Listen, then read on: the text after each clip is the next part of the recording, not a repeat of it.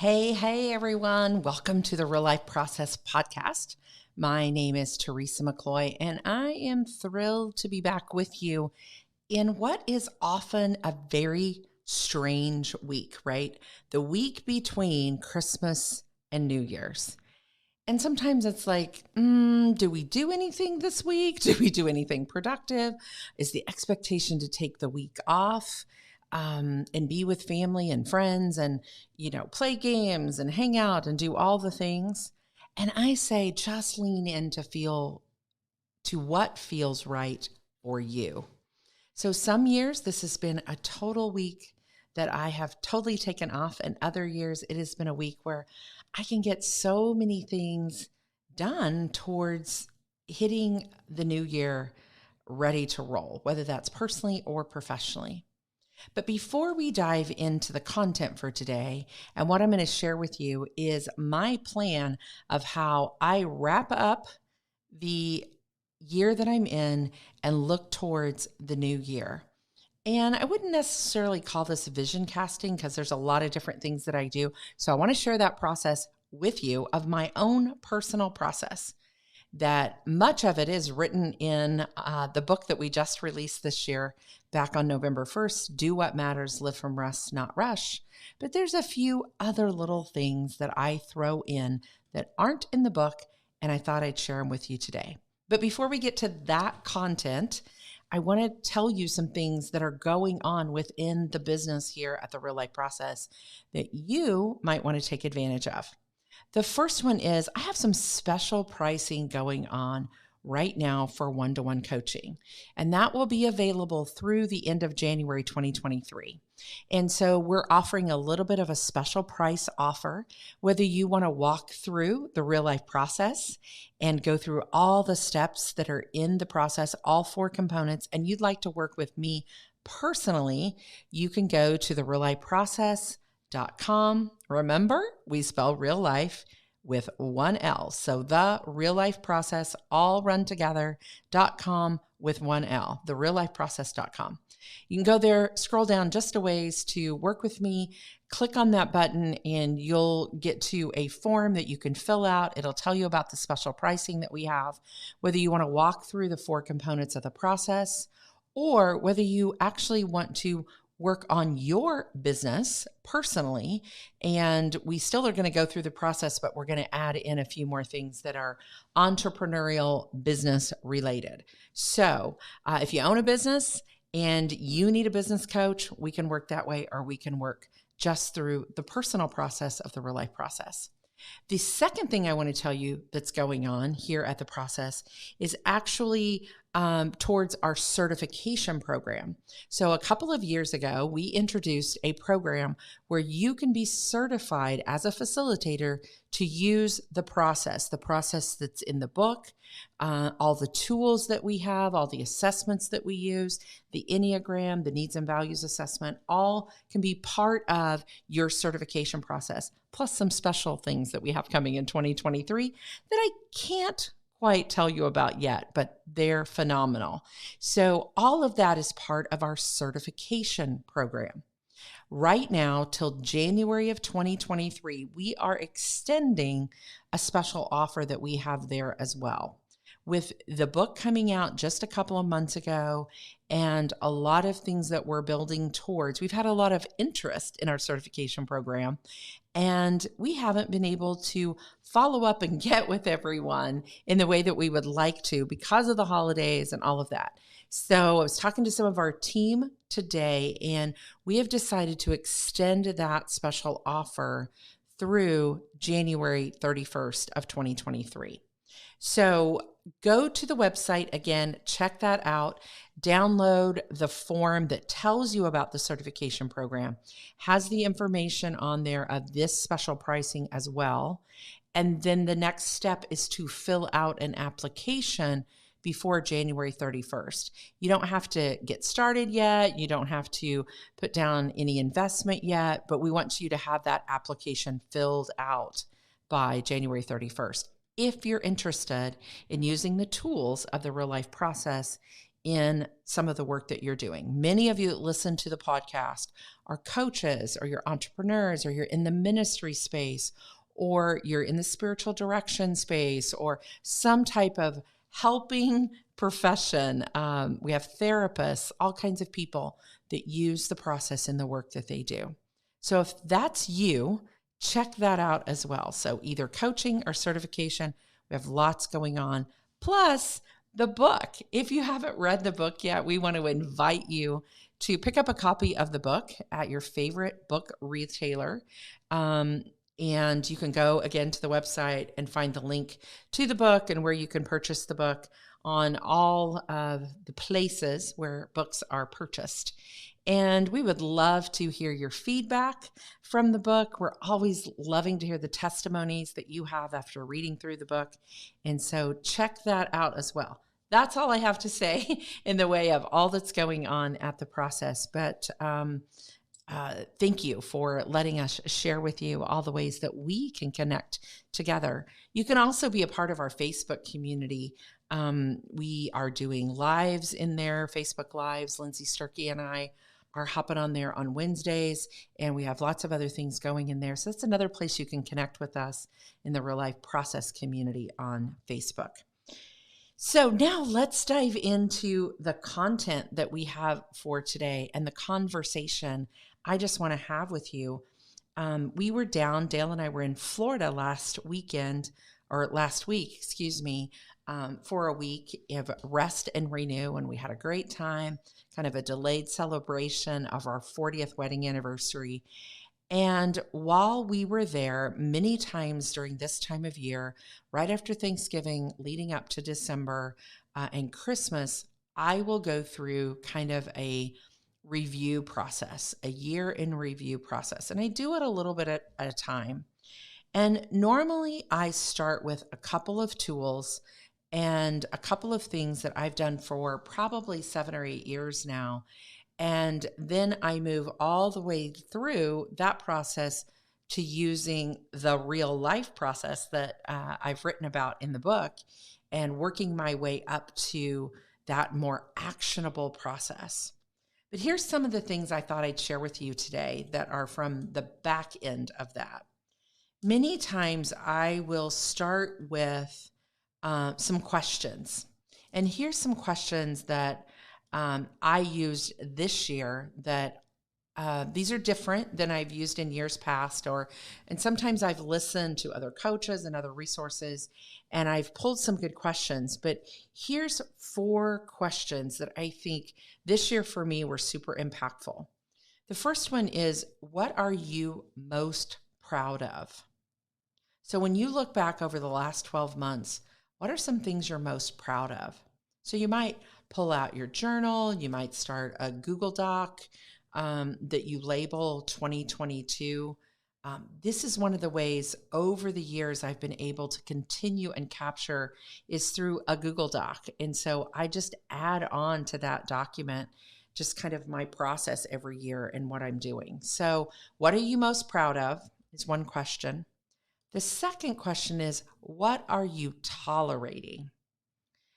Now, you could put in your business or in your personal life, or you could write about both, but I love that question. What are you tolerating?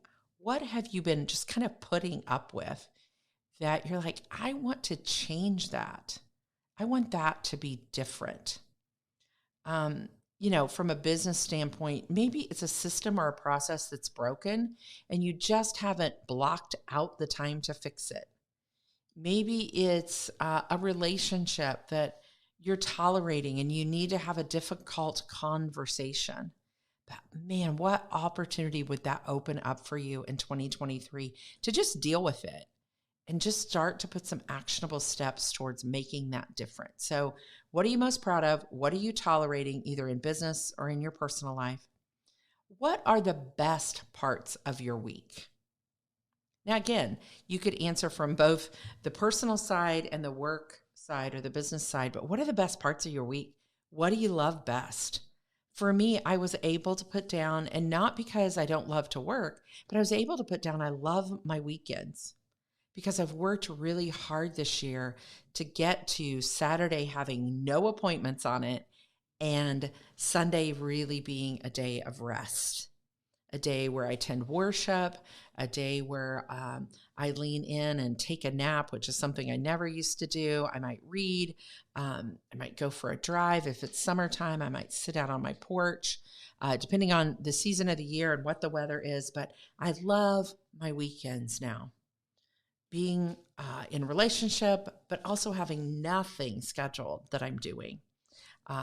Unless it's, out to dinner or cooking a meal and having people in or something like that. So what are the best parts of your week? In my work week, the best part of my week is my Wednesday calls with our facilitators. We do a weekly call together as a network and community. That's my favorite part, is my Wednesday calls at 9 a.m. Central Time on Wednesday mornings. And then the last question of these 4 questions is, what do you wish there was more of? What do you wish there was more of in your life? And again, that could be personal, that could be business. You could say something that actually covers both. But what do you wish there was more of? For me personally, I wish there was more evenings that my husband and I were spending that were a little more intentional. So sometimes we just get caught in the routine, depending on the season of the year, of coming out in and kind of flopping down. And most of the time we're watching a basketball game if it's wintertime. So I'd like for our evenings to be a little bit more intentional. So more evenings that have intentionality is what I wish there was more of. It's not that we're not together. I just wished it was done a little bit differently and more intentional. So what do you wish there was more of? Is it time spent with someone? Is it more margin in your day? A lot of people would wish for that. Is it a more intentional routine around something? Is it more conversation? Is it, there's so many things you could fill that in with. So that's where I started this year, and I've started many years, is with some types of questions. The second thing that I do, and again, this for me is not all done in one day. I might do these questions one week, and then the next week I might do something else. My goal is just to get through all of these things before the new year starts. So that by the time New Year rolls around, I've done all of these exercises. And many times I've shared them with someone. Like once I've done them, I've spoken them out loud. A lot of times it's my husband or one of my friends, but I've said them out loud. So first step, maybe answering those 4 questions. The second thing I do is I look at all 12 months of the year, and I write down in those 12 months what are some of my biggest wins for that month. What were some hard things and what were some good things? So looking at all 12 months, you could just January, because we get 12 months away and we forget what we've done clear back in January. And maybe a big thing happened in January or in July or in February, and we've totally forgot about it. I was just sharing with one of my team members this morning. I was doing this exercise, and this has been a huge year for me personally. I launched and released a book out into the world. I had a huge event this fall in September that brought all my circles of friends together. And it was awesome. And we hosted people on the farm. And then we had training and teaching and our certified facilitators. And I had some of my dear friends come in and speak to them. That was a huge event. But in August of this year, I had one of my dearest friends in the world diagnosed with stage 4 lung cancer. And August 9th of this year. And so not only have there been amazing events, but then there's been hard things as well. Because then in November, my mother is also dealing with some health issues that might possibly be cancer as well. And so I just have to recognize both the greatest things in the world and also the hard things. And both of them belong. God is working and moving. I believe in all of those things, but I have to recognize them all. And just writing them down, just capturing them of the journey of the year is awesome. There were great events. In October, I got to speak at an event that was so much fun with a friend of mine, Mike Kim. And that was so much fun. That was a highlight for me to get back out speaking live again. So that was a highlight for me. Our family is going to grow next year as our daughter is expecting. And so that's been a highlight for me. So I shared those to get you thinking about what are highlights, what are hard things that you've walked through, but what are highlights as well. I shared about my friend who was diagnosed with cancer. She also served on our team. So we lost a significant team member this year. There's 4 of us besides myself that work at the Real Life Process.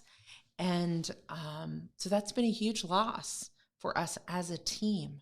So maybe you've had things like that within your career that have happened, that have shifted.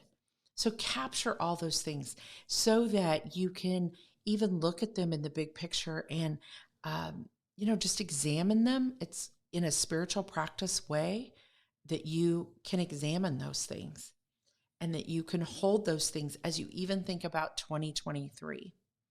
As I was sharing with my team member, as I started to say about all the things that had happened, and I left out the fact that we released and produced, or we are releasing in 2023, we produced it in 2022, a 15-minute documentary. And that will be coming out in 2023. We've released it as a soft release to those who pre-ordered the book and to some other, our facilitators and Inner Circle, but that's coming in 2023. We'll be talking about it here on the podcast. So as I am being real with you today, it's so easy to look over things and forget. And so anyway, that's another thing that I do. So questions, start with those big, broad, up on the balcony, 12 months review, up on the balcony, the hard, this great celebrations, all the things. We signed up so many new facilitators this year. That was awesome. I mean, we just have so many wins and victories and blessings that we've had this year. So that's the second thing that I do. Then I have a document that other people would probably freak out if they saw it, but I have been doing it since 2016, and it is one of my dearest treasures. If anything happens to me, they need to get this document off of Dropbox. And the document is related to a book that was written several years ago by Michael Hyatt and Dan Harkavy, I think. We'll have a copy of it in the show notes. And it's a book called Living Forward. And this book had a huge impact on me. There's certain books throughout my life that have had just huge impacts on me. And this is one of them because it came in a season of transition that I was in 2014, 2015. And I actually spent a couple of days in a hotel room when I was traveling with my daughter.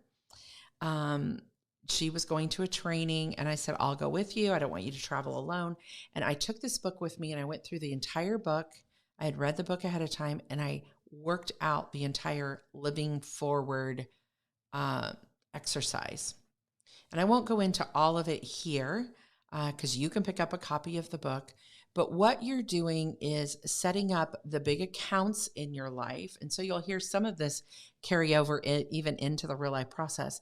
But the big accounts in your life, you're actually writing your obituary. You're writing what you would love to be said about you when you're no longer on this earth.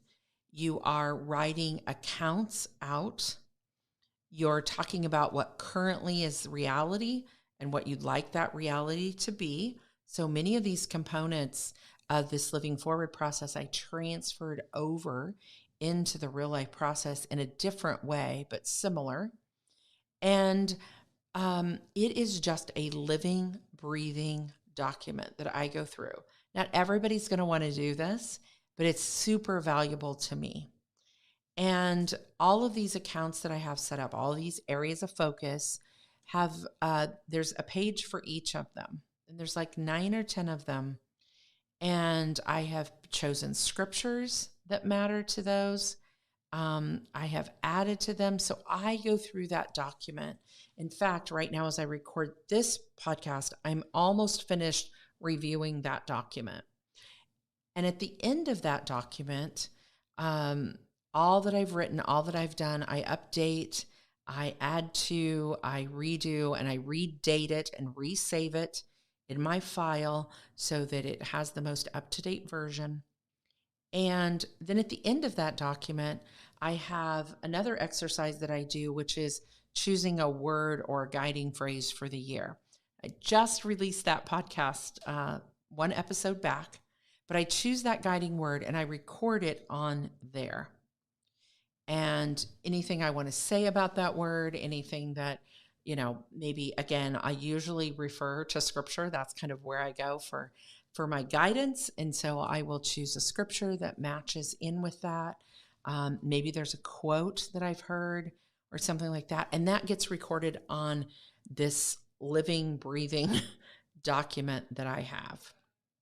And so all of that work comes together for me, starting with the questions, to looking back over the last 12 months, to my big living, breathing document that I created several years ago. And that all brings me to my very own process that I write about in the book, which is the 4 components of the real life process. And the very first component of the real life process is creating what we call a real life view document. And that document is a life map for the next 90 days. You don't have to recreate it every 90 days. You're going to use a lot of things on it over and over again, but it's where we're capturing the next 90 days, what we're going to put into action. So page 1 of the Real Life View document is the being page. We have our needs and values on there. We have the 5 to 7 areas of focus in our life. We have statements that are written around those focus. So you see the similarity to the bigger document that I've used. And we have our mission statement. And then when you flip over the Real Life View document, it has the actionable things in the next 90 days that I'm going to do. What are the things that I'm going to choose to take action on out of those areas of focus? And I've done lots of podcast episodes about this process, so I won't go into detail there, but that's how I get up on the balcony of the whole entire year of 2022. And then I kind of sit with all of that. I pray over it. I am grateful. I am thankful. I am all the things. I then kind of decide what I'm carrying forward out of that. And I get so inspired by the life and the blessing of the life that I have, even in the difficult places. I'm so thankful to God for all of those things. And then I'm ready to move forward into January. And I am excited about the actionable steps, the real life action, our second component that I'm going to take in the first quarter of 2023. Now, there's some other exercises that I do along the way with my team, and I won't go into those. We do an exercise called Plan and Prune and Tend. I've actually done a podcast episode about that. We'll refer to it in the show notes. And so I do that with my team, but I don't necessarily do that personally. But it is a great exercise that you could use personally as well and might be a part of. But that's more of a team and business exercise that I do. It actually comes for me from John 15, the trellis and the vine, and the building of that. And what do I need to plan? What do I need to prune? What do I need to tend to? But at the end of the whole process, I'm working in my own real life view document, and I'm setting it back up for the beginning Q1 2023. I hope as you listen through this that you take away the value of getting up on the balcony and walking through and just discerning and sitting with all that the last year has been for you. And then letting go some of that, journaling around it, writing about it, going out for a long walk and releasing some of that, and then moving forward into what is new and fresh in January of 2023. These are some things that we do in our coaching. These are some of the things we teach in our facilitation program. So if you refer back to the beginning of this podcast, maybe those are some things you need. I just did a podcast too on, do you need a coach? Is a coach something that you need in 2023? And as you're discerning all of this, it may very well be. And, if I'm the right person for that, great. If there's someone else out there that you know that you can plug into, but have someone that's speaking into your life and that's listening to your life. That's what coaching is listening and asking great questions. Or maybe it's a spiritual director. One of our facilitators might be a great fit for you. But find the person that can help you move forward with all of this work that you are doing in this personal development and growth, spiritually, emotionally, physically, all the things. It all belongs, and move forward.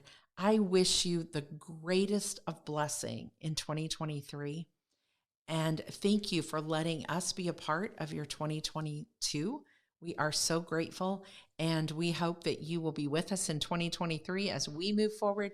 We have such great vision and so many great things to come. I wished I could spill all the beans, but I can't spill all the beans. But believe me, there is more to come from myself personally and from our team here at the Real Life Process as we look forward to an amazing 2023.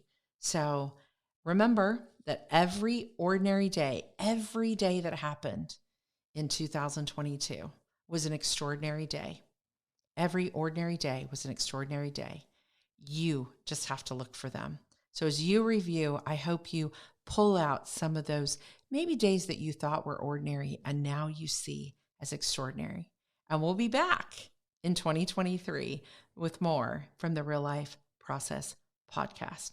Happy New Year, everyone.